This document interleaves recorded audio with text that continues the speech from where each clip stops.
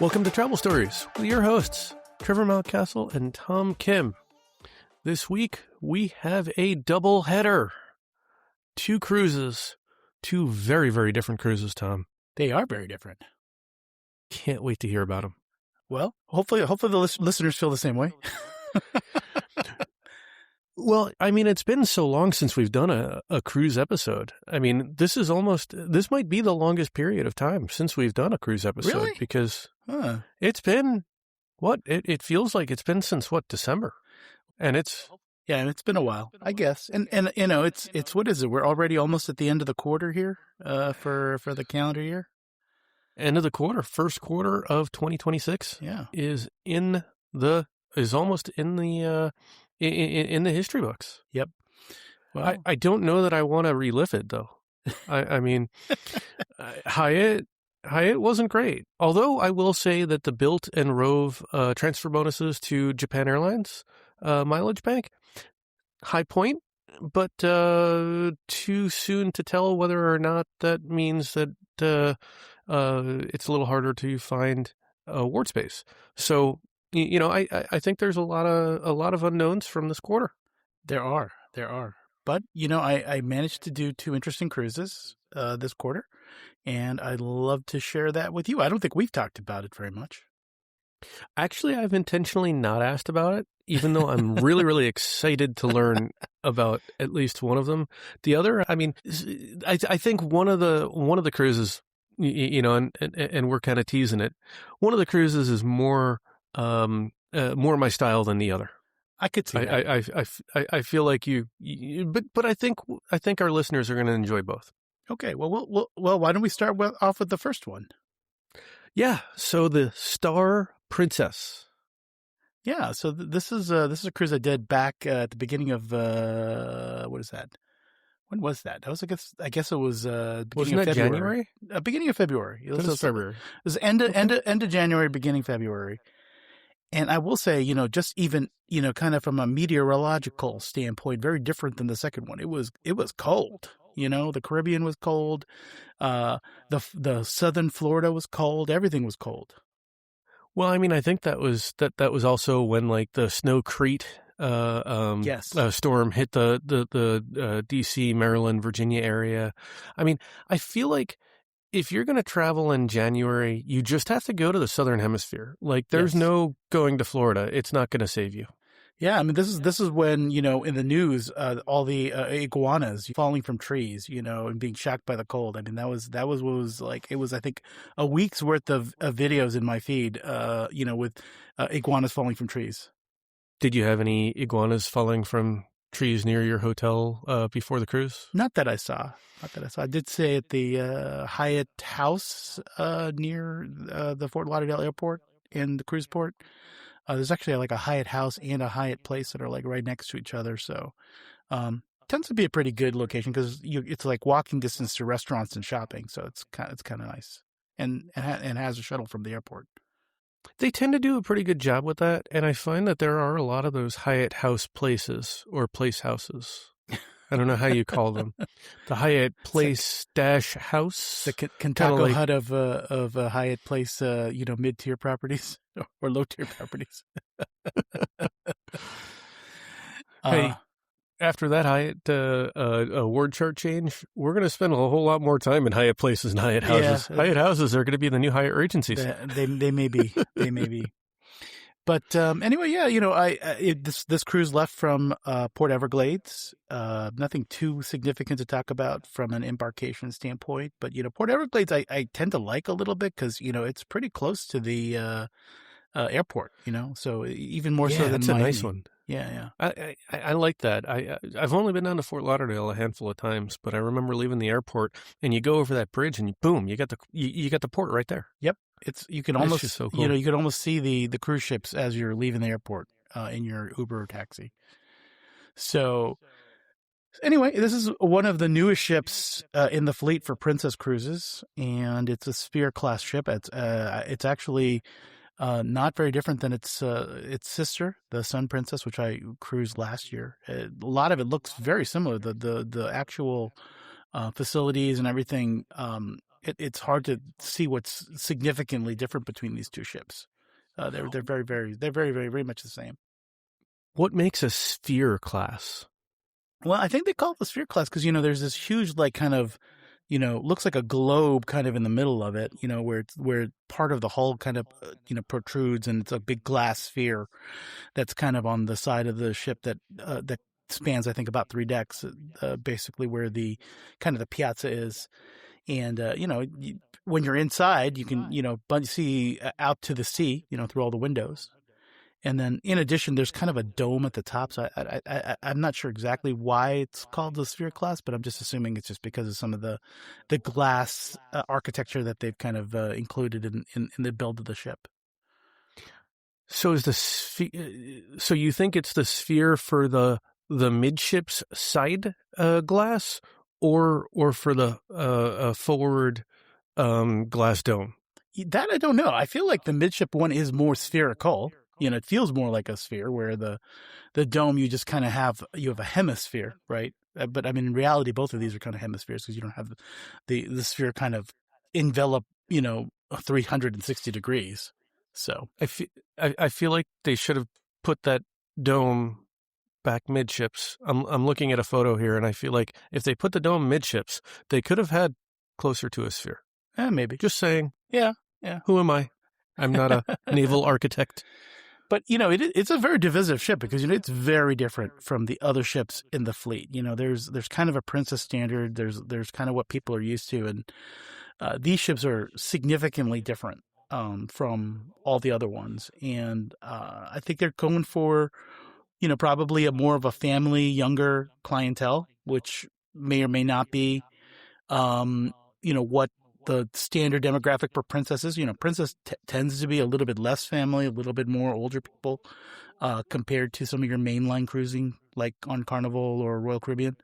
So the fact that they're kind of trying to move toward, a younger, active, more family-oriented clientele, I think probably adds to the division.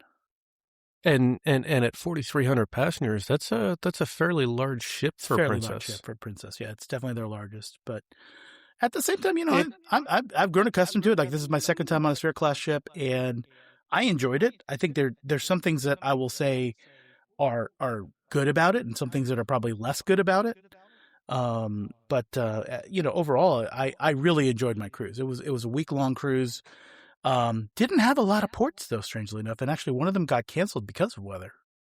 Before we leave the design, I just have to say, looking at Wikipedia, which as we know is about as factual as Encyclopedia Britannica, it's been built by Fincantieri, which makes me wonder whether it's been built by Fincantieri in that port that La Spezia, but I'll have to.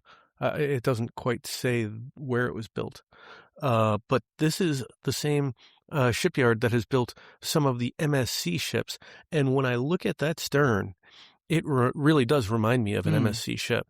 It's got that kind of, boxy, kind of out, protruding out extra little bit that the MSC ships all tend to have. Right. And so that's interesting.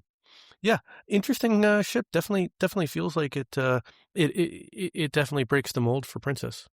I think it does. But, the cabins are well appointed. I was traveling with 2 friends of mine, and we were in not adjoining, but we were in neighboring balcony cabins. And that's kind of fun because you could ask a stateroom attendant to kind of collapse the separator between the 2 balconies. And so we were connected. We didn't have adjoining rooms, but we had a balcony where we could just kind of pass through between the 2 rooms.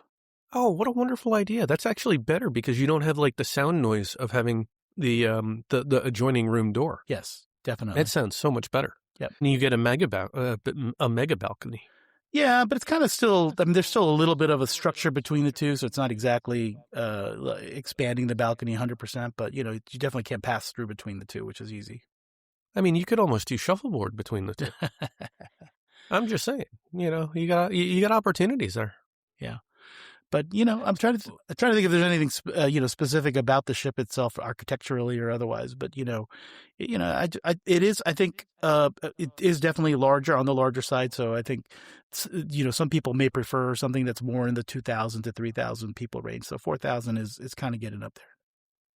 It definitely feels like their sweet spot is definitely a lot smaller. So this definitely feels like that they're trying to do something different, and I'm curious because I mean most of the demographic that does sail on Princess. I mean, I know you said this is more geared toward family, but that's not a demographic that aligns to the Princess brand.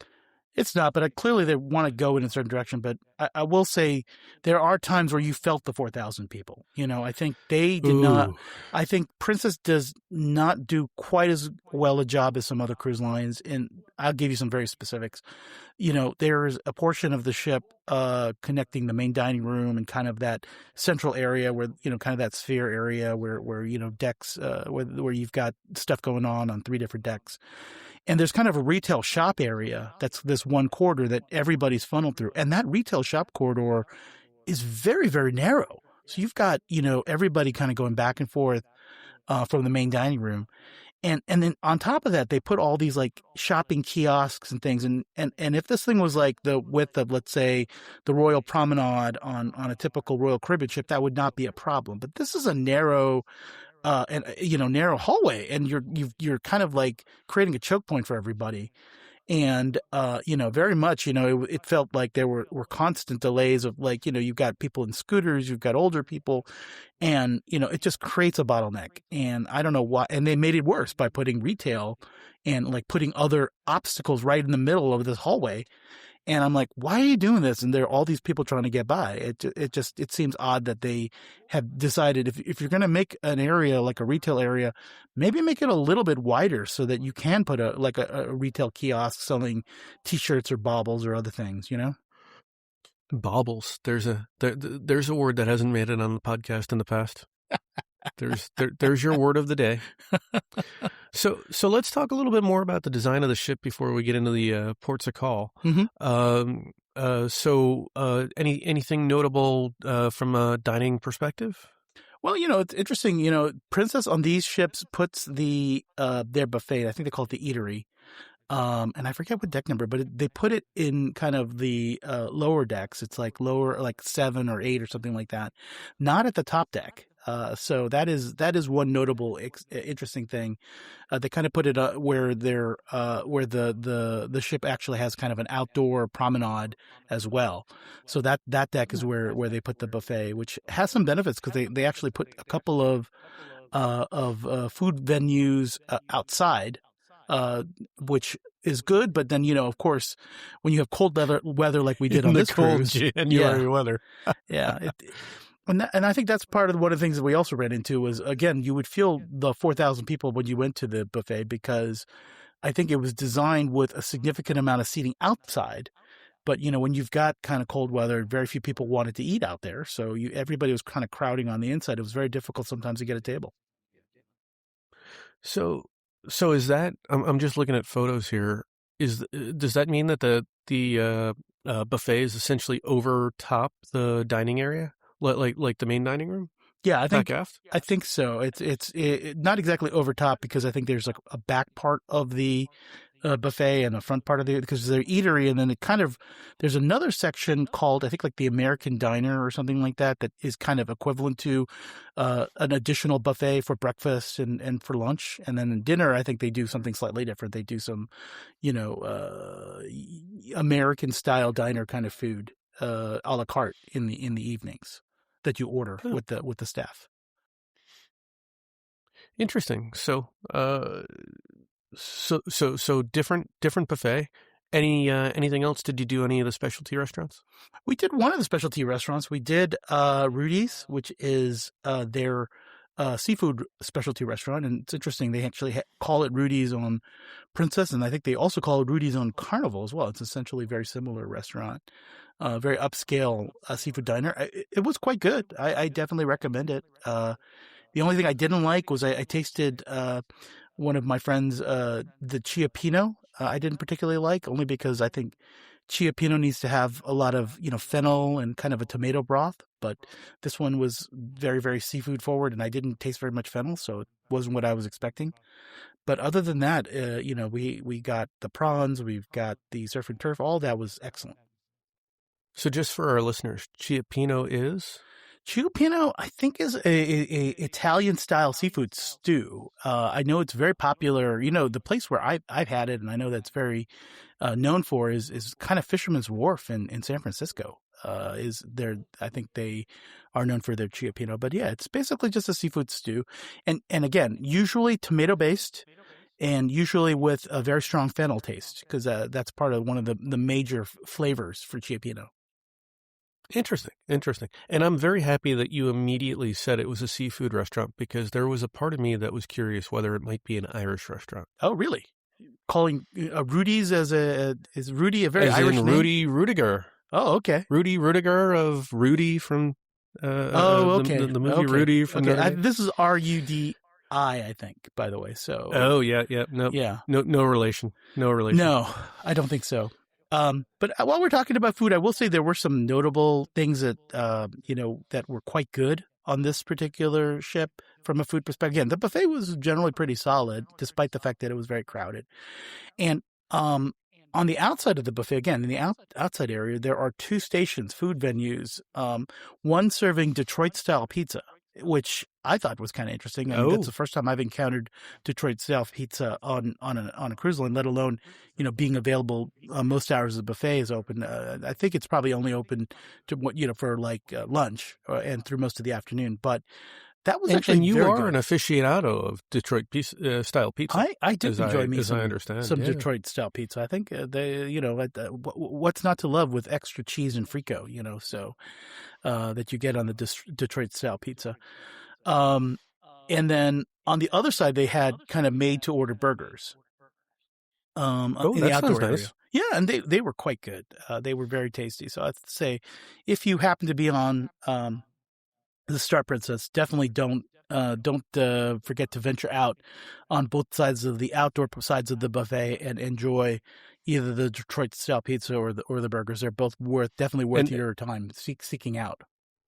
And we're not talking about a Guy Fieri's type burger. We're talking actually quality burgers here. Well, I don't know why you're trash talking the Guy Fieri burgers, because if you're on Carnival and you get the Guy's burgers, I mean, that is one of the best things to eat on a Carnival cruise ship. So I will say it's probably about as good, though. I would say it's probably put it in the same league. Put it in the same league as a Guy Fieri burger. Yes. I mean, on the Pride, I was not. I felt like that might have just been a boiled really? patty. Oh, okay. Yeah. So I mean, the Pride's an old ship, so maybe they just did things differently. But that's my bias against.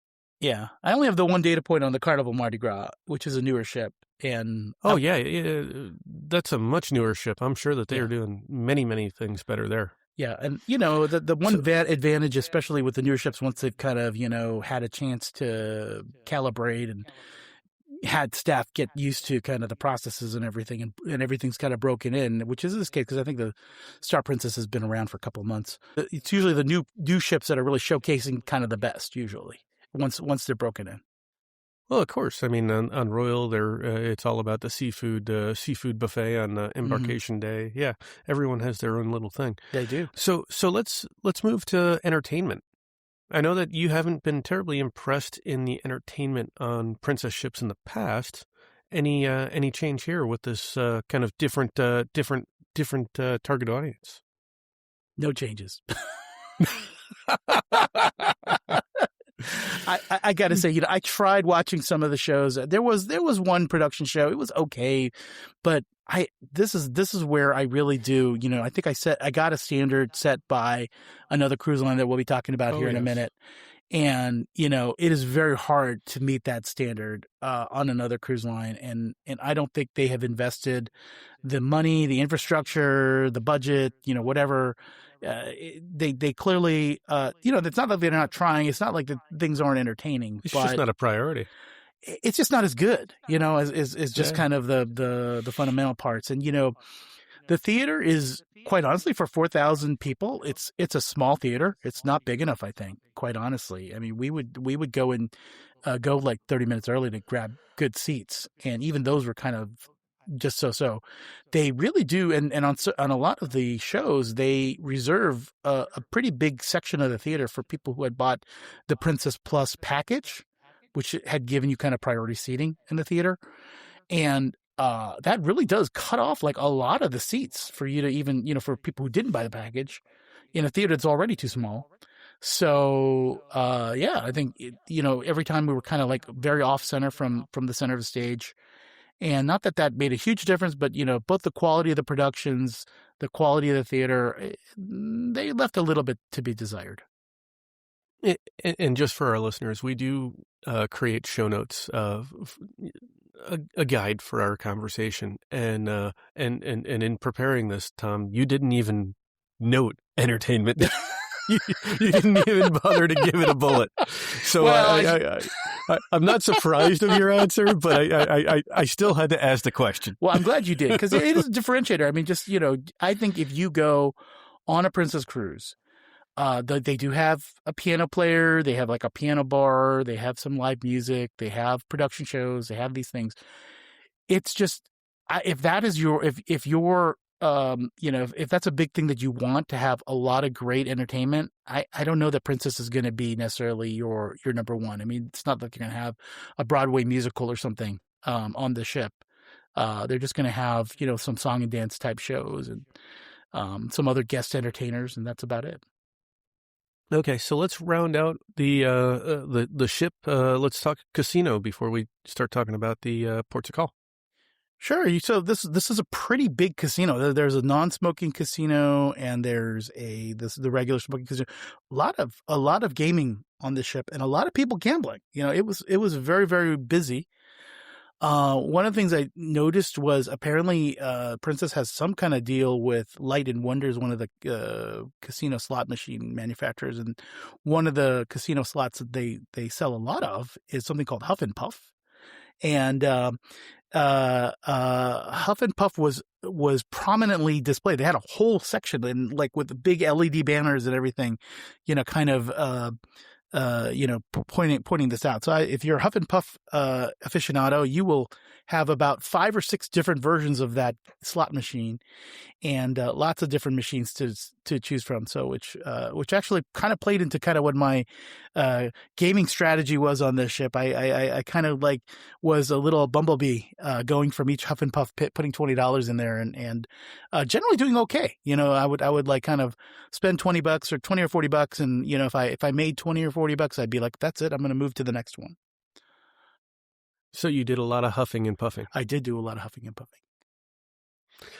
So we always stop and talk about this anytime we talk about cruise lines.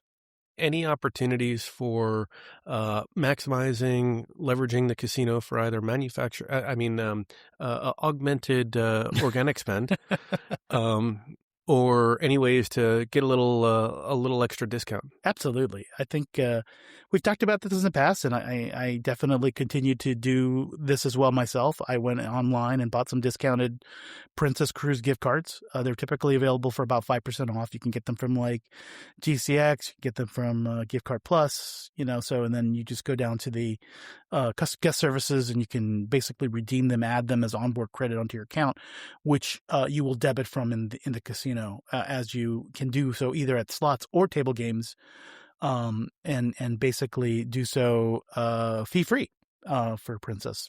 Princess doesn't charge you a transaction fee for loading, doing your gambling, and charging to your room, both at the casino tables and at the slots, which is kind of nice. So definitely something you can utilize. Again, I don't happen to know if there's a particular amount you have to play through for them to not, come back at you and say, hey, you pulled all this money out, but you didn't really play it. I do think most cruise lines will stop you at some point. Depends on what their thresholds are. I don't know what they are. So I would probably play through some of it, or, at least make, make up some excuses, I guess, if anybody asks you. But definitely, it is a play out there for people, and you absolutely can charge both balances on the slot machines and the tables for no fee. Also, 1,500 points is what you would need from a points perspective to start getting free drinks at the casino, in the casino bar.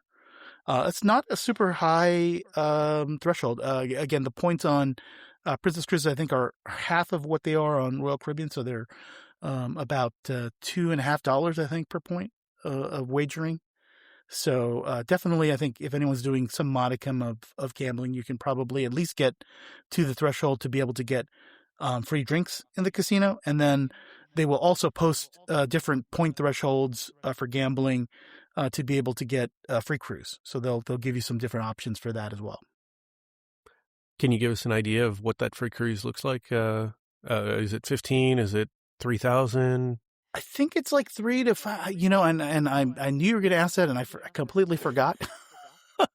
But these are the drawing. These are the enduring questions that our listeners need to know. That they are, but they are easily accessible online. I mean, I think you can take a look and just do a search for Princess Count Cruises. Lots of people have covered this topic, and I'm sure we can find a link or something for the notes. But definitely something that's doable. I think if you're any kind of like if you just enjoy gambling, or if you plan on doing something, I think doing some on a Princess Cruise is probably not a bad idea. And I think it's in the realm of possibility for a low stakes gambler to get an offer for an additional Princess Cruise later. Great. So when you were not huffing and puffing, what beach bars were you blowing down? Well, so this cruise had a couple of different ports. Actually, not a ton. I think there are really only 3 ports on this week-long cruise. And one of them got canceled because one of them was going to be to Princess Cays, which was their private island. It's actually a tender port. So you actually tender out in kind of a bay, and then you've got, the little ships kind of come up to the big ship and transport you to the beach area. It was so windy that they canceled the port. And they substituted Nassau, Bahamas instead, which, is not very exciting for us, traditional. I mean, if you've done any kind of cruising, you've probably been to Nassau umpteen times, and eventually you're just like, well, I'm probably not even going to get off, which was the case here. We didn't, my friends and I, we just treated that like a sea day, and went to one of the lounges, and I think we were probably playing cards or some other board games or doing the trivia and do other things, rather than hopping off the boat and kind of enjoying the facilities of the ship. Yeah, I feel like the Nassau port, the best part is like seeing the other ships that are there. Yeah, it really is. I mean, I could be wrong, although I did see a post by Marshall Jackson, or MJ, who is a boarding area, or was, I suppose, a boarding area blogger, and obviously a friend of both you and I. And he had said that there's a new Royal Caribbean club, or There's a beach club or destination. Yep. And he said that was quite good. So maybe that's something to go see in Nassau, but otherwise there's not a lot drawing us there. But also at some high costs, because I think that Royal Beach Club per person is probably in the $100+ per person range. It does include alcoholic drinks and some other things and food, but it's probably the $150 to $200 range, depending on how busy it is. And I hear that maybe allowing guests to go without a drinks package, but I think I haven't heard pricing about that just yet. I know that's probably something that's coming up. So in other words, there really is the Royal in Royal Beach Club is the price tag. Yeah, it is with definitely some costs. The King Charles price tag. Yeah.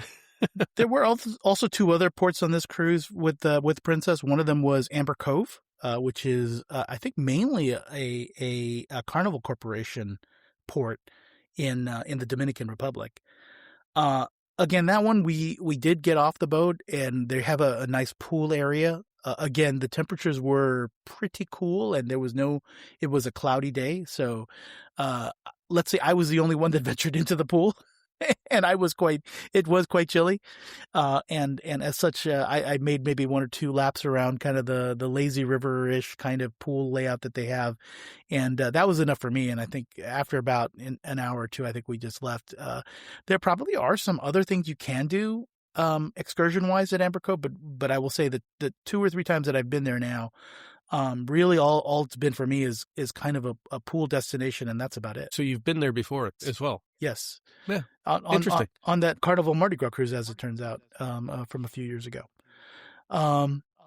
But I would say the last port that we're going to talk about is probably the best one, and actually an excellent port. I think definitely would recommend it. You know, if you have an opportunity, if this is someplace you haven't been, definitely I would say it would not be a bad idea to seek it out on a cruise itinerary. That would be Grand Turk. Have you been to Grand Turk, Trevor?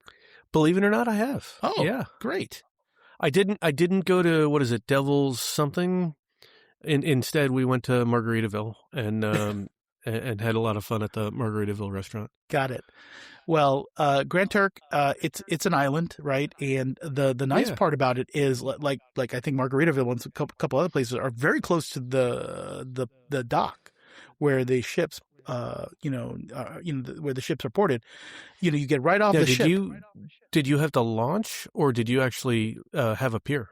We had a pier. There was no tendering, which is great. Years and years ago. This is probably 15, 20 years ago. Oh, okay. We had we actually had I think we had a tender. Well, I think they've fixed that now. So that's an upgrade. Yep. It's not my first time to Grand Turk, but the first time we rented a golf cart. So we got to see more than just kind of the pier area, because, you know, there is a very nice beach, by the way, right near the pier. And so you really don't have to go very far to have a very nice beach afternoon or morning or whatever you want, a beach day. Because there's a beautiful, beautiful beach that's just right there. You just steps from where you're gonna get off your ship, and that alone I think is a positive. But by renting a golf cart, you have access to all the other beaches on the island, which surprisingly there are a lot of very nice, very isolated, very not busy, secluded beaches that are very beautiful. We went to a couple of them, and and we went to the lighthouse on the island. It's not a very large island, again, which is why you can get around, pretty much circumnavigate the island on a golf cart, in a couple of hours, which is what we did. And I would definitely recommend that. I think especially if you've got a couple of people with you, I think you could get a 4-person golf cart. Have a beach. You can have a beach day at some even more remote and quiet beaches that are quite beautiful. Beautiful white sand, beautiful turquoise water. All the things that you think of in a prototypical Caribbean beach, tropical destination. I think you can get those. And we also had a nice lunch. Eating some local food, some curry goat, and some barbecue chicken at a local restaurant, which was nice. Yeah, it was a very nice visit. So you're the Magellan of Grand Turk, circumnavigating the island. Yes. You had some great beaches, which, yes. I mean, I think one would expect on an island such as Grand Turk. But goat? You had goat? I did have goat. Had you previously had goat? I have. And, or is this your first? I think if you are going to Jamaica, or if you're going to a number of different Caribbean islands, I think curry goat is actually a very, very common dish. And I think it's something you're going to find widely distributed across the Caribbean. That's interesting. I had not heard of that dish, but oh, really? I mean, usually I stop reading after I see the word curry. So I've probably been to places that have had it. I just I just know I don't do spice, and so I clearly missed the ability to try yet another protein. Well, I will say again, I think if you talk to a Jamaican and you talk about some of their favorite foods, chances are high curry goat will be mentioned. But final thoughts. I think Star Princess, a good ship. Definitely one. Despite I know that it's a little divisive for some people, I don't think it's all great. There are definitely some things that I would change about it. But as far as did I have a great, relaxing, week-long Caribbean vacation on this ship with my friends, eating a lot of great food, enjoying the different ports, and doing a little gambling, I think. Yes, yes, and yes to all of those. Food quality compared to a normal run-of-the-mill Royal Caribbean ship. I think the food quality is very high. I think the main dining room, the buffet, all of it was pretty good. I would say Better than a Royal? better than an average Royal Caribbean ship. Okay. But I think it would actually be maybe less good than the ship that we're about to talk about, which is a And I'm Royal Caribbean excited. ship. Yeah. So let's change gears. This is a first on the Travel Stories podcast. This is a review of a brand new ship class, at least to the podcast. It's Well, been due to me. sailing for a couple of years. This is the Icon of the Seas, the venerable Icon of the Seas. Yeah, I'm excited here. Yeah, I mean it has made a splash. It's been out for more than a year, so I wouldn't say it's brand new, but still it's new to me. I had not sailed previously on an Icon class ship, and I was very excited to do this. And I was excited to do it, also because I had quite a few people in tow. We had the same friends that I had taken the Star Princess with. They were repeat on this one as well, and I had several family members, including my parents, my brother, my nephew, my brother's wife, and another mutual friend. All of us, there was about 9 of us actually that dined together on Icon of the Seas, and it was very much a great cruise. It was I had high expectations. I will say, just to get it off the chest, to say expectations met. I mean, that's pretty impressive when you think about it, right? Yep. I mean, this is the newest ship in or the second newest ship in the fleet now, Yes. right? I think Star is out. Yep, Star of the Seas is out, and there's a third one, Legend of the Seas, also in the process of being manufactured.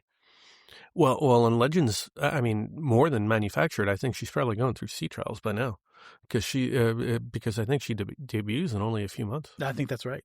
Yep, definitely.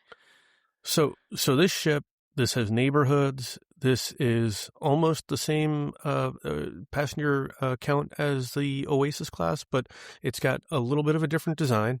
Yes. It's got a different concept for the Aqua Theater. Mm-hmm. Absolutely. It's got a different concept for some of the pools and stuff in the boardwalk area, Absolutely. right? Yep. So talk us through that if you could. Yeah, so I think if you've been on a Royal Caribbean Oasis class ship, it's actually, having been on several of them, right? And actually most of them, I'm trying to think I think I've been on every other Oasis class ship, actually, to be completely honest. This one is not going to be that big a surprise to you. I mean, I think in scale, it is bigger, or it is at least, there's some things that are larger on it, but realistically, I think getting around, it's not that different. There's still kind of a Central Park area. It's still a Royal Promenade. There's still kind of, instead of the boardwalk, there's like Surfside, which is more of a kids oriented area without the theater. There is no dry slide. They got rid of the Ultimate Abyss. That is something that's gone. There are quite a few new eateries and some that are a little different than what you see on the other Oasis class. But from a scale perspective, it was very familiar, actually. Getting around the ship, it didn't necessarily feel that much larger than an Oasis class ship. Although I will say the amenities and the things on board are even more, I guess, overwhelming than on an Oasis, because Oasis class ships are already pretty damn jam packed with stuff, and this is just like, let's squeeze some more in there. Absolutely. I mean, the Oasis, just with that carousel. I mean, you think about just one small aspect on the Oasis, Mm-hmm. where that carousel is handcrafted horses and everything. And from what it looks like on the Icon, they just have so many other things. They do. And in fact, I didn't get a chance to try everything, to be completely honest. And you were on a week-long cruise. I was on a week-long not cruise. like a 3-day. No, I was on a week-long cruise, and I tried a lot of things. We saw pretty much all of the major entertainment offerings, so that was good. We managed to catch almost everything. Can you give us a couple of highlights? Absolutely. So the ship has an Aqua theater. So there was obviously an Aqua show, and that was quite good. It was I would say, much more varied, actually, and even a little bit better than some of the Aqua shows on the Oasis class ships. It is indoor. It's in the Aqua Dome on the very top top decks of the ship, rather than in the rear and the aft and outside. As a result, I think they had quite a wide variety of acts in the show, more than just the high diving. And the high diving piece actually is a little bit higher. I think they said they made it maybe a foot and a half higher, at like 56 or 57 feet high, than an Oasis class ship. And they're diving into a pool that is actually a few feet shallower than the Oasis class ship. So I guess and as a result, there was maybe a little bit less of that. There was a little bit less of the high, the what is it, the high rope kind of acts, where you had, people doing tightrope type act, several decks above the theater floor. So we had a little bit less of that, but they still had robotic arms doing things. They had skateboarders. They had people doing all kinds of acrobatic things in addition to the high diving in the Aqua show. So it was pretty jam packed, and I would say it was a little bit more varied. I would say even than what I had seen previously on other Oasis class ships. So there was an Aqua show, quite good. Almost sounds like they focused on the things that really engage the audience. Yes. I mean, like that tightrope, I mean, is kind of cool, but it never really engaged, I think, the audience. Yeah. Like I half the time they're halfway across before we realize that they're up there. Yes, absolutely. They also had an ice rink. This one's circular instead of kind of a square, which is what's typically on all the other Royal Caribbean ships. There were 2 ice shows that they did. One was very like kids oriented, so they had like Humpty Dumpty and other fairy tale characters, and the other one was just more of the traditional type ice show. I would say not necessarily better or worse than what's on other Royal Caribbean. I would say consistent. So definitely worth going to, and very enjoyable. We managed to grab the front row in the center, and definitely got bits of ice on us, as the skaters whisked by. So that's always fun. I feel like after you had gotten us there for the Utopia, like there's just no other way to enjoy that Really that kind of a especially show. with little kids. Yeah. When we did the Allure, we went early just to be able to sit right up front as well. So I mean, it's just one of those things. You're spoiled for life. You are. You just have to be up front. Once you do it, you never go back. So yeah. Oh, glad to hear you got that front row center seat. Usually that's reserved for the Star and the other more expensive suites. It is, and you do have to kind of get there a little early to be able to grab those that seating. But we were one of the first ones in line, and we grabbed it, and it was fun. And I'm sure your nephew loved it. Oh, absolutely. And he also loved, I think, although it was a little long, they have the Wizard of Oz, the basically with much of the music from the motion picture from what the 1930s or whatever it was. So they and the production value is very good. That's what's in the main theater. My brother was kind of shocked. He didn't think that a show at sea could do as much of the special effects. I mean, there was there was fakes. It was snowing in the theater. There are people witches and other people like flying around. There, just all kinds of crazy special effects for this live action show. Again, it was a little long. It was an hour and 40 minutes. So, not the longest. I think, Mamma Mia on Allure is probably longer, but, it's still a very good show and entertaining. And again, tremendous production value. So let's keep this going. Food. Yes. You've got, did you do any special restaurants? We did some special restaurants for lunch. And again, I cannot stress that, you I feel like that is the ticket it with is. Royal. It really it's is. the lunch. It's such a great value, and you get such a great experience. Absolutely. And I couldn't say it better. I definitely want to make a point to the listeners that if you're going to do a Royal Caribbean cruise, don't look over or don't skip the lunch at the specialty restaurants. I think that's where the value is. The traditional dinners are quite expensive now. Like the steakhouse dinner, I think it's in the $50-$60 range for normal price. Mind you can typically get a discount of all of these prices, but and the best prices typically are going to be during like a Thanksgiving, Black Friday, Cyber Monday kind of sale. And that's what I did. I bought lunches for everybody. We did Giovanni's, which is the Italian restaurant, and Hooked, which is the seafood restaurant. So those were our two specialty dining meals. They're both lunches, both very inexpensive, like $16 to $18, I think was the price range. Were they sea days, or did you do one on embarkation day? We did them both on sea days. I was kind of tempted to do chops or something on embarkation day. I was kind of toying with that idea, but I ended up not doing it, and it was probably fine because I will say, just to talk about one of the specialty things that happens, especially on newer ships, is usually on embarkation day, they want to do a little bit of a surprise and delight, especially in the inaugural season of these ships. So if you're on a newer ship, don't miss the buffet on embarkation day, because they will do very much, if you are a seafood lover, because they will do a seafood extravaganza. And when I say extravaganza, I mean, I cannot stress enough, the quality and amount of seafood on this buffet is ridiculous. I know that's something that you particularly enjoy, you and your family. Oh, so definitely. I'm glad to hear that. What other restaurants are there on board? There are quite a few others. There is Chops Grill, which is a steakhouse. There's Izumi, which is a Japanese restaurant. Those are both specialty restaurants. Standards and on many ships. There is an Empire Supper Club, which is quite expensive, actually. It's a multi-course meal, and it includes kind of a jazz performance.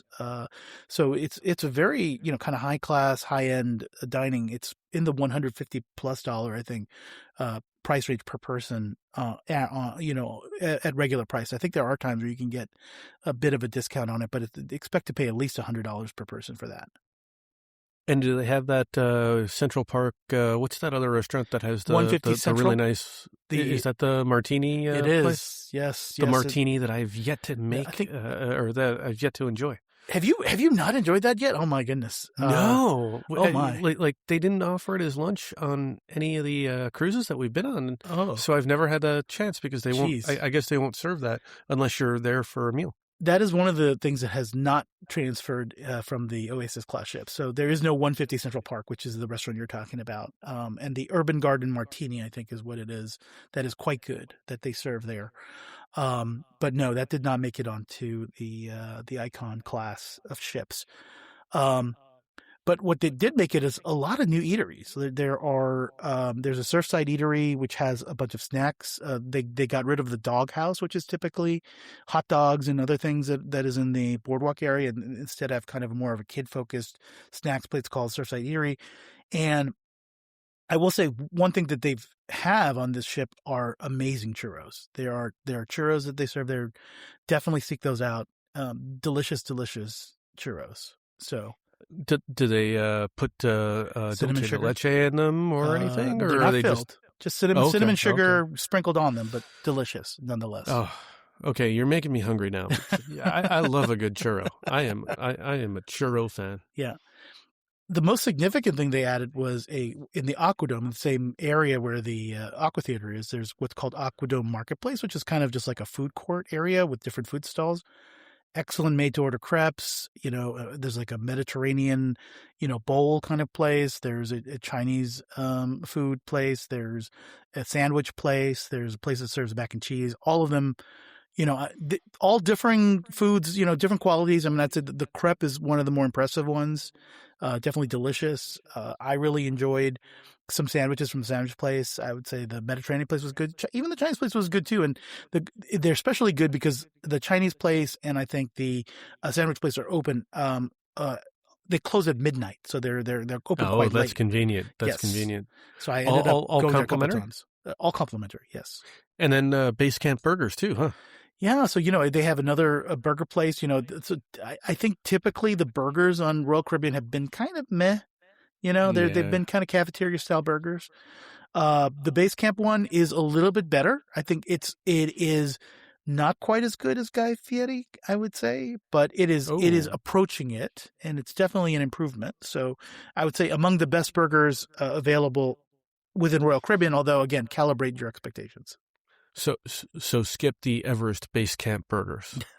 I don't think skip them. I would just just manage expectations. but they're quite good. They're quite good. They're just not maybe as good, because the toppings and such. It's not like they have like crazy like bacon and other things that I think some of the Guy Fieri burgers had. Like you have some other options. I think you have for toppings and things that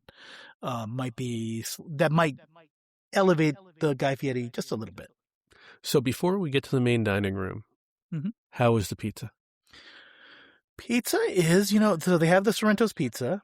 I think Sorrento's is fine, especially for late night, but I would say it's not as good, for instance, as Princess. I'd say it's definitely, and I would say even maybe not as good as even Carnival in some cases. Okay, we will disagree there.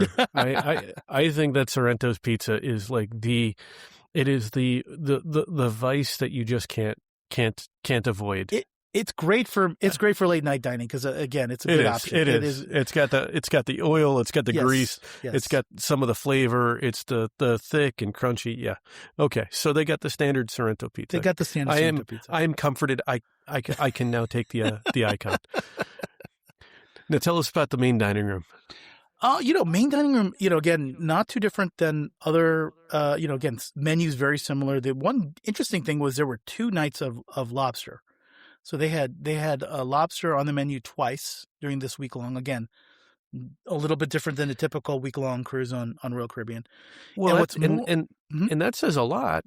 Yes. So if we go back to September when I did that Allure cruise in Europe, they didn't do lobster at all. They did like jumbo shrimp. Yeah, so the fact that you're doing 2 lobster nights, that's pretty impressive. Maybe not impressive, but like I think that's pretty good. That's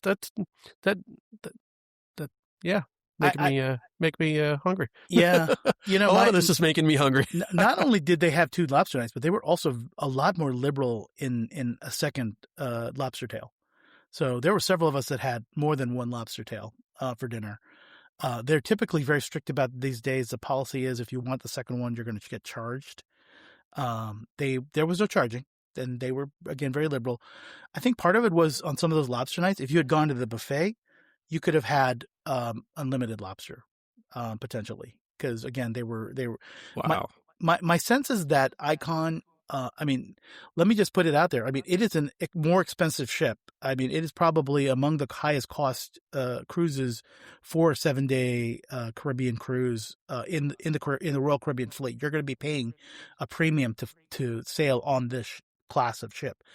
And so is this a furthering of your theory that based on the average cabin rate drives what the food budget quality is? Yes. The food quality or food budget, which then drives food quality? I think it is very much supporting that theory. And I think I had probably mentioned this before, but I do think that there's a food budget on these cruise lines and cruise ships.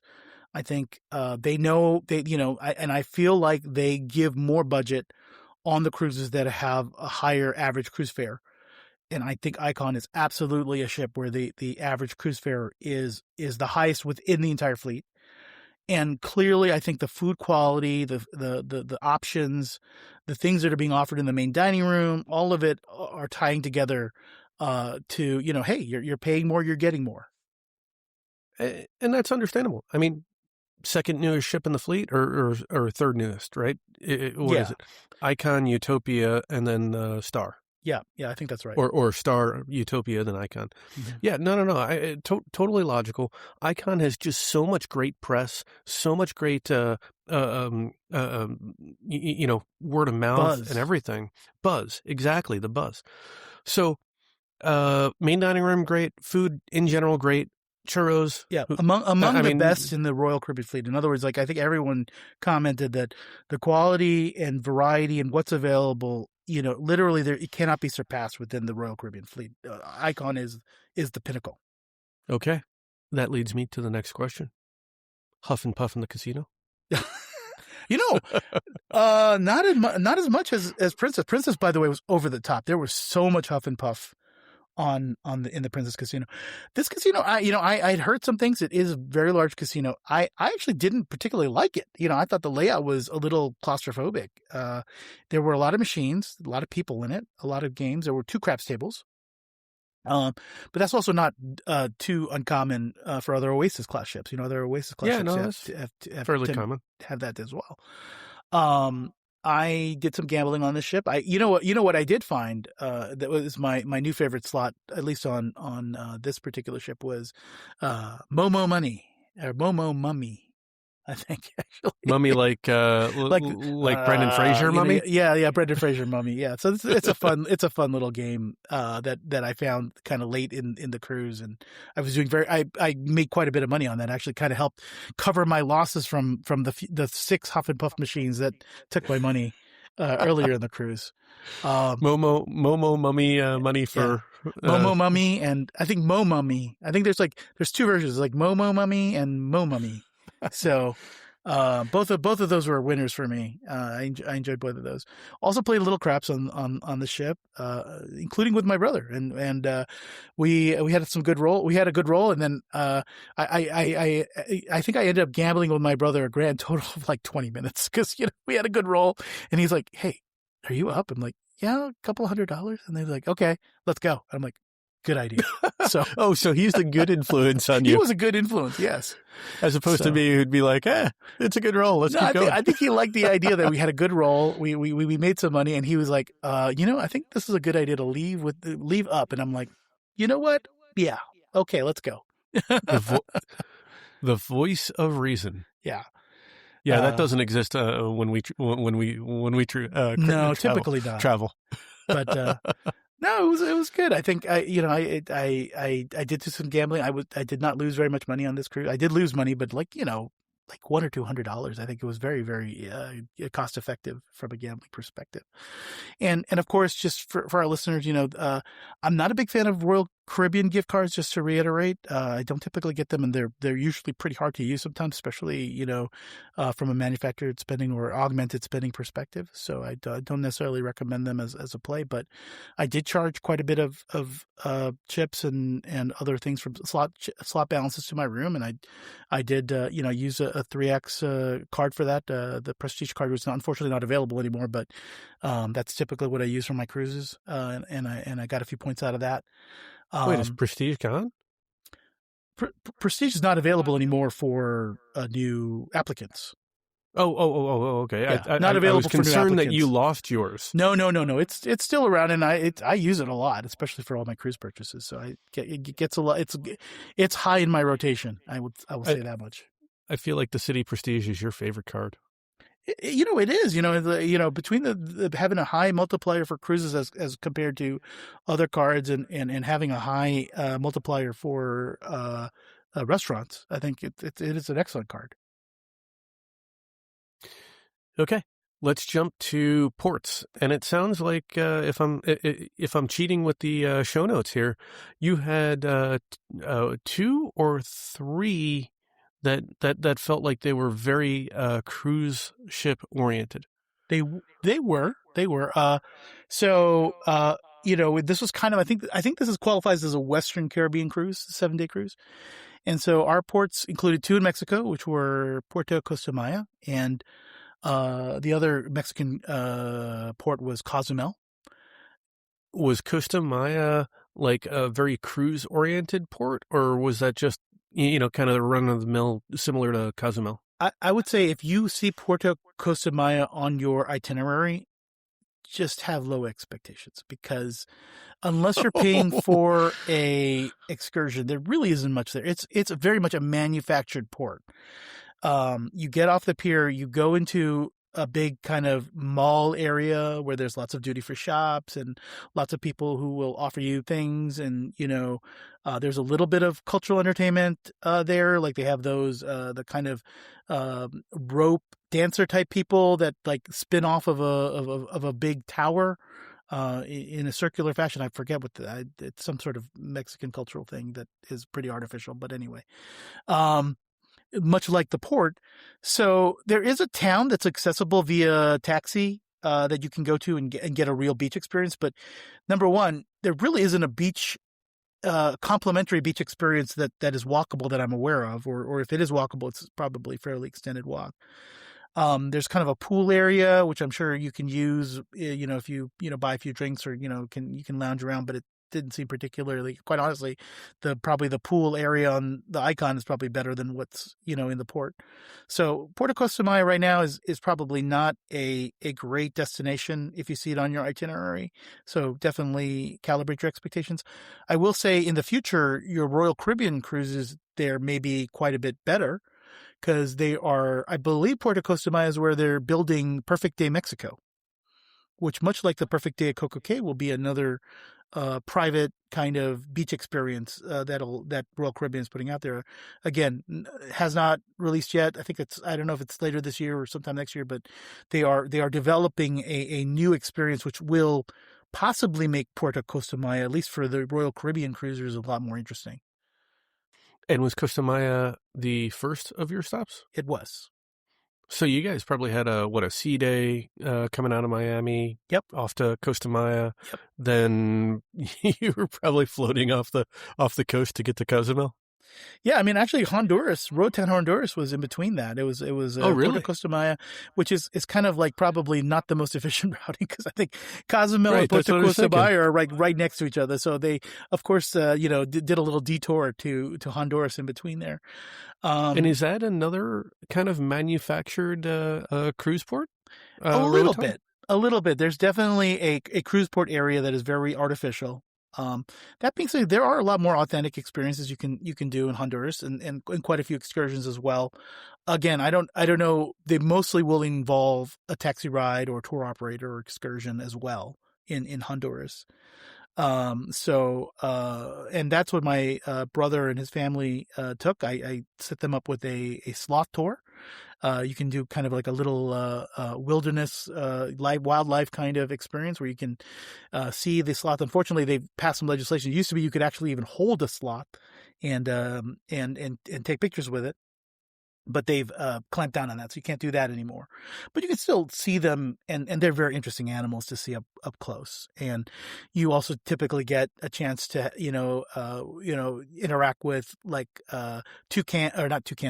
cockatoos and monkeys and some other kinds of parrots and things.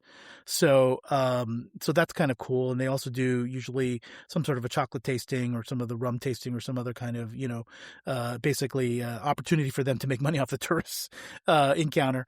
But that's what he did. I ended up getting off to kind of see them off on that excursion, and that was it. I walked back on the ship, so I was probably only in Honduras for about 20 minutes. But well, I have to believe there's a ton to see on that ship too. So yes. You probably got just wonderful time to explore. I did. Parts. And yet, there are 6 water slides on the ship, and guess how many I was able to try? 1? 0. I'm afraid to say. Was it because so many people stayed on the ship? Because there was the ship was the destination? I blame myself. I just didn't budget time effectively, and I figured, I'll try it again next time. That's what I figured. I probably should have tried. What I probably should have done is did what my brother and my nephew did, which was did quite a bit of water slides on embarkation day, when most people's swimsuits are stuck in luggage that is not been delivered yet to their staterooms. That's an interesting strategy. It is.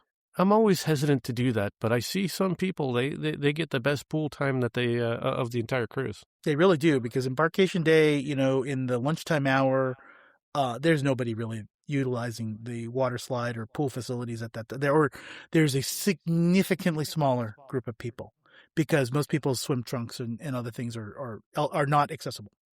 There we go. The tip of the episode. If you're going to go on Icon, bring your swimsuit in your carry-on and be prepared to just tear up the water slides. Yep. Okay, so you had Roatan, Honduras. Yep. We had next we had Cozumel. Yeah, and Cozumel's one of those ports where again, been there many times. Not necessarily my favorite port, but we actually made a very good use of it. One of the things my brother and his family had brought was they had bought some snorkels on Amazon, and they wanted to use them. And my nephew in particular was very excited. And so we started walking, outside the port, and there's a bunch of different dive shops, that have some places, kind of situated not far from the cruise port.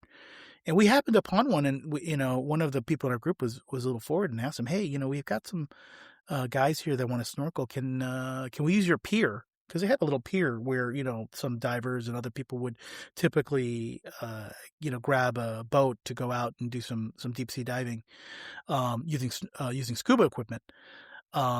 But they were very nice, and they allowed us, really for no charge. They gave us, they even provided some life preservers for free. There was a nice little area where you could just there was a nice ladder that went down to the water. There was actually a big coral area right within very close distance of where you can enter the water. Huge fan corals and a bunch of different a bunch of different fish and sea life. It was great, in fact, and really ended up costing us almost nothing. We ended up renting one snorkel, and I'm thinking, and we ended up tipping them like $20 or something, just because they were so nice, just to let us use the area. But really, it was a no cost ability to essentially have a little bit of a snorkeling encounter, very close to the pier, like maybe a 5-10 minute walk from That's where the awesome. pier is. I hope you saved that one. Yeah, so that was nice. So we did a little bit of snorkeling, and my nephew got his first chance to do a little snorkeling, which was great, and he loves it. And he was like, he was basically negotiating, okay, how many hours of snorkeling can I do in Coco Cay? We also, Did you have the enough, heart to tell him yeah, that it was not going to be anywhere close? it was well, we'll talk about that in a minute, but let's get off of Cozumel first. The other things we ended up doing, because it ended up going quite the day, because we actually got some people got their hair cut. So one of the people that was part of our group was actually somebody who sails Carnival a lot, and this was I think one of his first Royal Caribbean cruises in a while, and he says he usually gets his hair cut in Cozumel. And there is, in fact, a little mall with a hair cuttery there. And my nephew needed a haircut. His hair was quite long, so two people got their haircut, in Cozumel.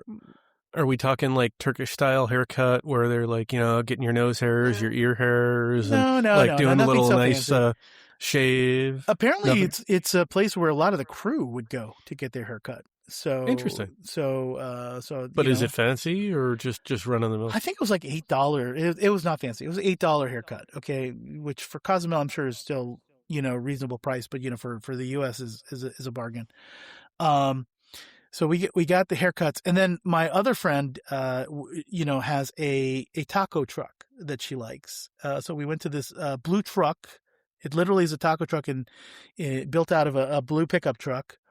So we had some delicious tacos, and it's kind of next to this wooded area where there's this other kind of endemic, like raccoon-like species of animal that is eating all the leftover tortillas. So we had a little wildlife encounter too. So that was actually interesting, and it was actually the tacos were excellent. They were delicious. So Cozumel, where multiple people in your party have been there so frequently, yes, that they know the local establishments, absolutely, and have their favorite seat at the barber shop and the food truck. That's exactly correct. We revisited some of the best of the island that was in walking distance, which ended up being quite nice. So Cozumel, despite being not my favorite port, but it ended up on this cruise being excellent, because we just had some great things to do, and it was all just very inexpensive, cheap, and great. And then we went to the Oxo, which is kind of like a 7-Eleven. We picked up some Mexican snacks on the way back. So again, just an inexpensive but fun day. Really experiencing Cozumel. Really sounds like the pinnacle of the trip. Yeah, it was pretty damn good. And then we had a sea day, and then we made it to Coco Cay. Which is it doesn't matter if you're on Icon or Mariner or Grandeur or whatever. And I think we had, I'm trying to remember who we had next to us. I think we had like Adventure of the Seas or something, which is a Voyager class ship. And again, whenever you have a couple of these ports, you have like some of these older ships next to it, you're just like, wow, the difference is kind of night and day. between the two ships when they're on a pier. But you're also probably very happy, Yes. right? Yeah, because of how small the ship is. Yeah. You know, Coco Cay is, I think I can say pretty definitively is one of the best private island products that are out there among all the different cruise lines. I think people keep aspiring to do things as well as Coco Cay does it. And I think they really have Coco Cay figured out in terms of, the transportation, getting people off the ship, the food that's available, the different facilities, they've scaled it correctly too, because there's just so many different areas for people to go to, including some upcharge facilities. There's like Hideaway Beach, which has a heated pool, which on this particular day might have been nicer, but we went to the regular pool that's not heated and we were fine. It was a little bit warmer than the cruise I mentioned earlier in this episode. So we had temperatures in the 80s, so it was quite nice. So you've been there, I don't know, a couple of dozen times, so at many least. times. So you've seen it before the Hideaway, super premium beach club edition. In your opinion, do you feel like with that addition, it appreciably changes your experience at the kind of the main pool and then that beach that we typically go to? Do you feel like it does?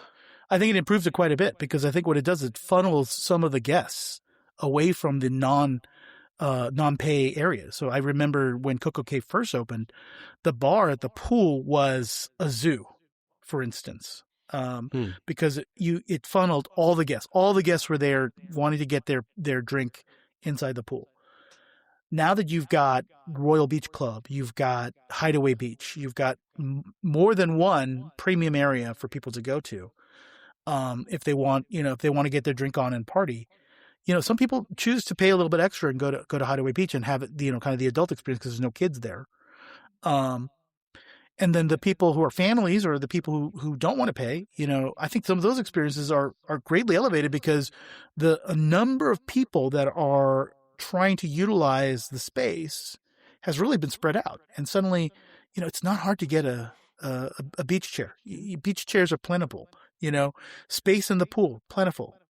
Walking up to the bar in the pool, you're not waiting more than, 5-10 minutes to get a bartender to serve you, because you have more of this, facility, really scaled out and spread. And I feel like that seems to be kind of the magic of Royal Caribbean, at least for me, because, they just do an excellent job of distributing people, both on their ships and, at their private island, where they realize that one of the things that makes a cruise vacation suck is having too many people around, and having 7,000 people or guests on a ship.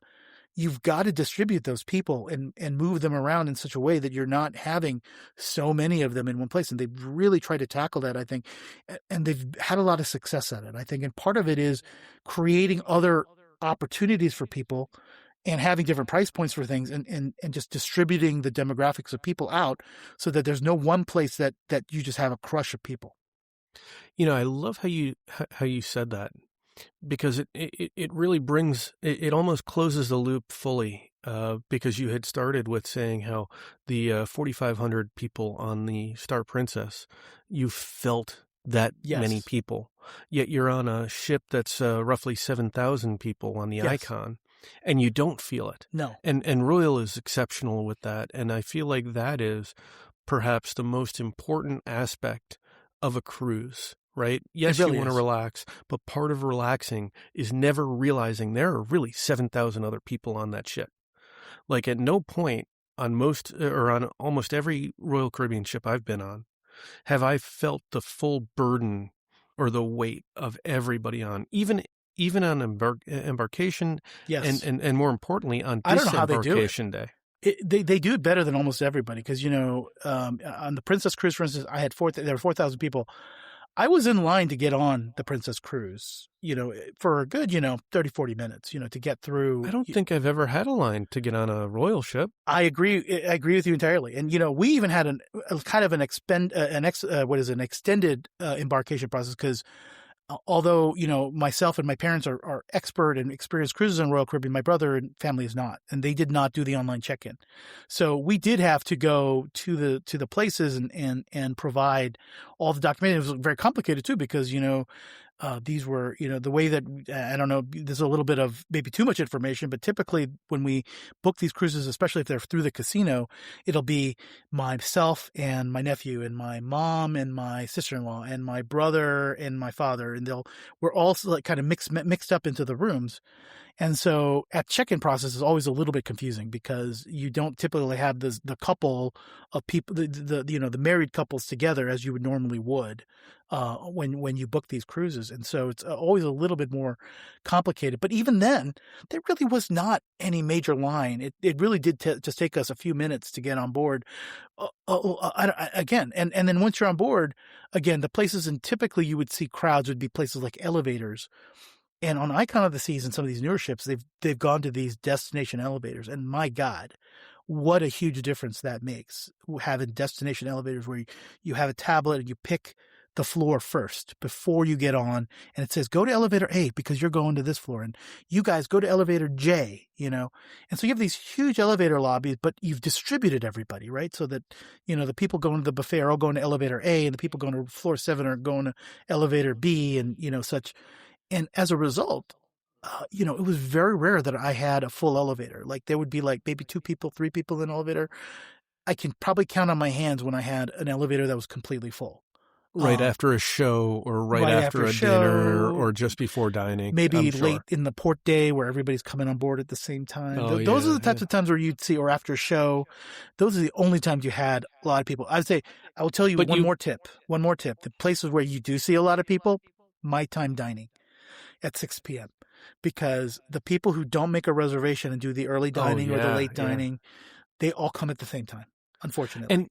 And it's funny because we're always early diners. Yes. I know that you generally are too. Yes. And you walk out of the dining room and you just see this long line Yes. and they're all miserable hungry looking. and miserable. And you're like, well, if you could just align to a schedule, you'd be fine. Yeah. I would say another big tip for you guys from a cruising perspective is, I know that you may not love dining at 5 o'clock or you may feel like dining at 8 o'clock is too late. I think they do have a 6 p.m. fixed dining now, by the way. Really? They may. But again, the one negative being that I think the one negative is everybody wants to dine at about 6:30. And that is the only time that I see the ship really nuts. So I would really recommend that you guys pick a set dining time if you're going to go to the main dining room. I think that's a very, very strong tip. The only downside with like dining at 6 or 6:30 is it's kind of in between the show time. So you're always you're too early or too late for a lot of the shows. So just keep that in mind. Yeah, you have to adapt your dining style based on the ship. I mean, for better or for worse. If you want to see shows, if you want to take in if you want to take in the entertainment, you need to make compromises. That's just the nature of the beast. Yep. Now, did they have 2 or did they have 3 dinings? I think they may have had 3 different dinings because I feel like Royal Caribbean has been moving this direction where they've started to have an early, a late, and a mid. But once again, I think the one disadvantage with the mid is it's still that's probably going to be where you're going to have a lot more crowding, at least even getting into your areas. You're going to be walking around a lot of people. And then the timing is such that activities typically you'll either be late or early for a lot of activities if you're going to pick that dining time. Yeah, I felt like they did that, or I didn't feel. I know they did that on the Allure, and I wondered if that was a European thing because, going out of Spain, Europeans eat late, super late. Yes. Pretty much just along the entire Mediterranean. But it sounds to me like they might be moving to that just on the larger ships, just because it makes sense. I think they are, and there are also significant people who don't eat in the main dining room. The people who go to the buffet for dinner, So I think in the past they just had, I guess, a higher percentage of the people doing the main dining room, and now I just think they can offer 3 different dining times, because I think they're able to spread out people a little bit more easily and find places for them to sit. Where maybe in the past it was a little more difficult to support 3 different dining times. And I didn't feel like anybody was on top of us when we were doing that, when we had that three dining times. Yep. So, final thoughts on the venerable icon of the seas. I loved it. It was great. I will tell you this much. It was not a very relaxing vacation. Tell us more. I will say only because the number of activities, trying to cater to my parents, my family, and my friends. I had 3 different cohorts of people that I was kind of not so much managing, but I did have to do a little bit of, I think, some for each of those of different groups of people. I was spending a lot of time with my friends. We were playing board games, we were doing trivia, we were doing, those type of things. My family, especially my nephew, and, I was trying to do some stuff to keep him entertained and make sure that they got the most out of their vacation. And then, of course, I have to do little things for my elderly parents as well. So I felt I was fully subscribed from an activities perspective, and I was trying to make sure we went to all of the various entertainment options. So, of course, those were quite a few throughout the week. And then corralling people. And even then I messed up sometimes, like when we got on Coco Cay, I did not do a good enough job coordinating all the different groups that we were going to meet here. And, I had to go searching around the island for my brother and his family, because he ended up being a different part of Chill Island than we were. And then even on embarkation day, I think my parents didn't know exactly what time we were going to be. So I was constantly calling their cabin and some other things. So there was a little bit of drama there, and it just comes with having a large group of people on board, including some who are not familiar with all the processes and all the things that come with cruising. And again, the ship was just there's so many things to do and so many activities and other things that, the number of hours in the day to be able to, have fun with friends and dine out and see shows, go to the casino, do the things at the beach. It's exhausting just talking about it a little bit, I think. So you went from the admiral to the cruise director, effectively. A little bit. It sounds to me like that's what you ended up. Yeah. I mean, you were the great coordinator. And it's necessary sometimes. I was hopping, we were all in the same hallway on deck 10. So I was just hopping from cabin to cabin to cabin. It's like, okay, hey, here, you do this. And I need to grab that for you. And then, okay, I'm going to drop that off over the other room.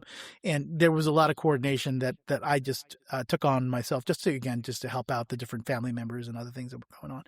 But my final thoughts on Icon is it was amazing. It is great. It is among the best experiences in cruising, period. Like I would say it's definitely the best within Royal Caribbean, but I mean, like, it's very hard, I think, for other cruise lines to replicate all the great things that are going on that ship. There's very little I can complain about, on Icon, because they really are doing a lot. And the staff, they're among the best staff.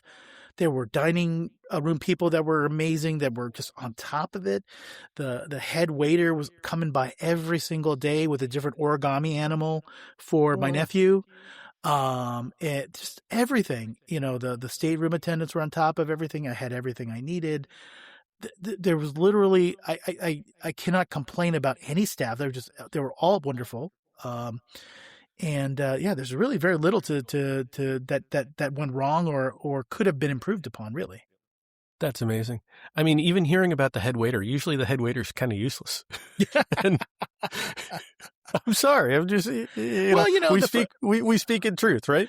The first night was a little bit of a mess because there were 9 of us, right? So ideally we're in this one area, and you would think they'd make one table for 9, right? But we had two tables for 5, I think, essentially, or 6 or whatever. That's weird. Which is not what we desired. And I think they were definitely, I'm now only remembering that now, because literally it's hard to remember that because of all the other things that they did afterwards where they were just on top of it. After that, they set up the table correctly for the 9 of us, which is a kind of a weird number, but and we were all in this one area.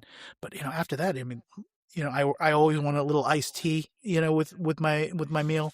Iced tea And was they've got there it there for you. every night, and usually It's two, those because I small things. drink more than one of them usually.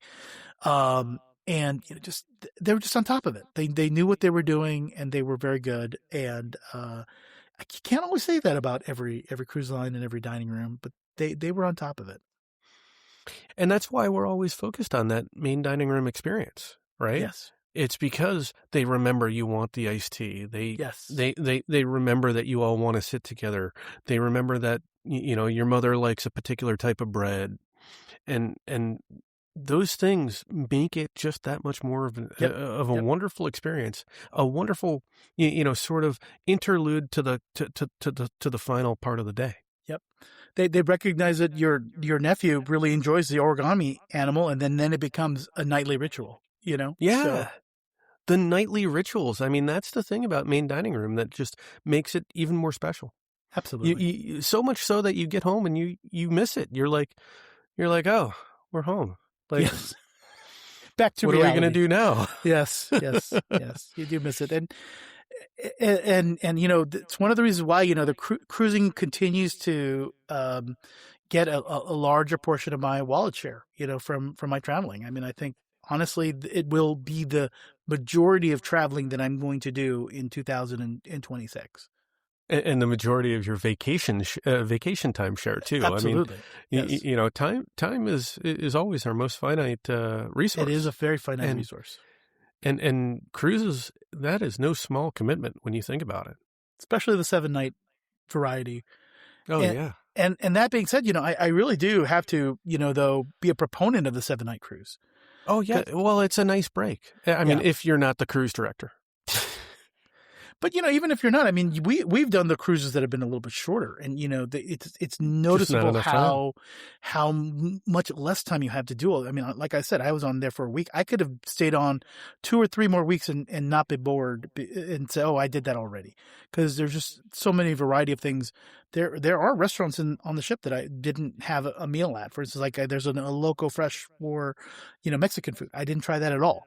I never made it up to Swim and Tonic, which is the swim up bar and pool for on board Icon. I didn't make it to the Hideaway pool at the back, which is the adults only pool with the infinity on the top deck. I didn't do any of the water slide.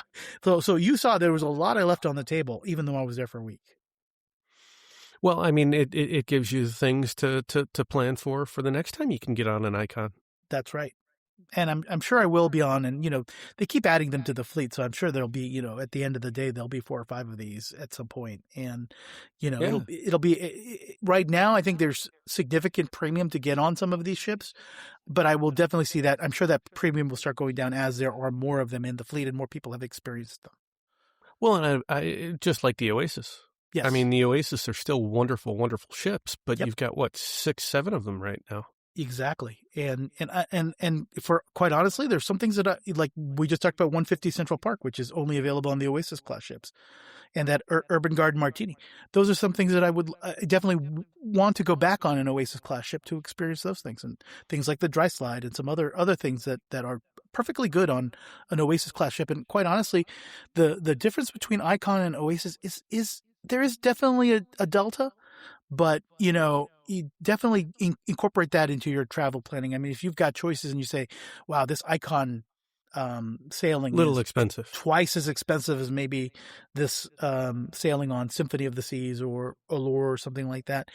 I'm not so sure that it's worth twice as much, but at the same time, it probably is worth a little bit of a premium because there are other things that you are going to experience only on an Icon of the Seas sailing. But I also think that's a little bit of the community mindset that we're in, right? You've got the latest and greatest with the Icon coming out. That creates an opportunity to enjoy these Oasis ships, and some of them are being amped up, right? Like the Allure was just refit. Dry dock. Yeah, and so me being on it back in September, that was it felt to me like a Utopia Plus. Yes. Right? And Utopia being the newest Oasis class ship. So, I mean, I think by Icon and Star and soon to be Legend being out there, yes, those are great ships, and I know I want to get on one. But it also feels to me like it makes an opportunity for a lot of folks to be able to get on the Oasis ships. I mean, you know, you and I are getting those casino offers. I'm seeing a lot of Oasis options. Yes. I mean, yes. now some of them are not amazing, right? I mean, Utopia and Wonder are doing the 3 and the 4 day cruises. That's not an amazing experience. You know, on such a short duration. But you have the Allure, you've got the Harmony. But I definitely, it's a lot more harrowing to just try to squeeze stuff in 3 or 4 days, especially on these type of ships. Yeah, exactly. But you've got Allure, you've got the Symphony, you've got the Harmony. Those are all on 7 day. I can't think of what the other Oasis class ships are. Galveston. Oh, yeah, those are the other ones, and the Oasis of the Seas, of course. You know, and the Oasis. Yep. So you've got plenty of opportunities where maybe the Oasis or the Harmony or the Allure are now available because you've got the Icon and the Star out there. It reminds me of the first time I started sailing on Royal Caribbean. And I remember the Oasis class was very expensive, right? And I thought, oh, well, what came before the Oasis class? Freedom class. And really, I fell in love with the Royal Caribbean, sailing on their Freedom class ships, like the Liberty and the Independence and the Freedom, which were all, you know, kind of, again, those were the Oasis of their time, you know, back in 20 years ago, they were the largest ships in the world. And now they've been eclipsed, you know, 3 times over. But that being said, they're still quality products. They still have ice. They still have ice skating rinks. They still have water slides. They have rock climbing walls and mini golf. And you know, there's still lots of different amenities and Broadway musicals and other things that are on those Freedom class ships that make them a great vacation, even now. But you know, at the time they were second best, right? And so, but you know what? Second best is in some cases, especially on cruises, still pretty good, actually. Absolutely. Well, Tom, we've covered 2 great cruises, 2 great cruise ships, 2 great cruise lines. I think we should wrap it up. I think so, too. Well, that's the show. Thanks for joining us, and we hope you've enjoyed listening. If you've enjoyed this episode, consider becoming a Milenomics Patreon member and get access to even more in-depth miles, points, and travel content. Until then, we hope your next story is a travel story.